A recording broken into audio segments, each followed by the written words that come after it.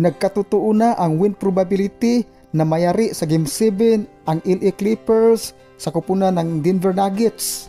Dahil home court advantage ng Denver Nuggets at ito ay nagkatotoo. Ayon sa probability win, ang Nuggets ay mayroong 53% at ang Clippers ay mayroong 47%. At ito ay nagkatotoo dahil nayari na sa kamay ng Nuggets ang kuponang Clippers. Panalo ang kuponang Denver Nuggets.